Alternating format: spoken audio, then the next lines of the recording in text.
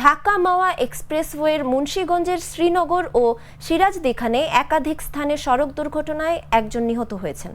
এ ঘটনায় আহত হয়েছেন আরও অন্তত 15 জন।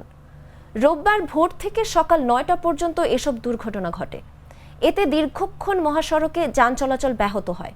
ফায়ার সার্ভিস ও স্থানীয় সূত্রে জানা যায়, ঘন কুয়াশার কারণে হাসারা, চালতিপাড়া, ধলেশ্বরী টোল প্লাজার অভিমুখে একাধিক বাস, প্রাইভেট কার ও পিকআপের সংঘর্ষ হয়। এতে দুমড়ে মুচড়ে যায় যানবাহনগুলো। একাধিক স্পট থেকে আহতদের উদ্ধার করে স্থানীয় হাসপাতালে পাঠানো হয়েছে। এ ঘটনায় দীর্ঘক্ষণ যান চলাচল ব্যাহতর পর সকাল 10টায় স্বাভাবিক হয়েছে। পঞ্চগড়ে আবারও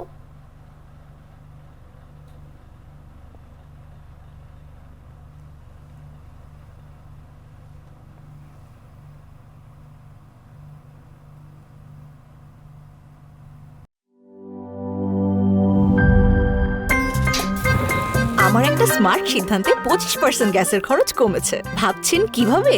সাধারণ গ্যাস স্টোভ বদলে আমি এনেছি আরএফএল গ্যাস স্টোভ। এর সাইন্টিফিক নজল ও ব্রাস বার্নার ক্যাপ সমানভাবে তাপ ছড়িয়ে রান্না করে দ্রুত।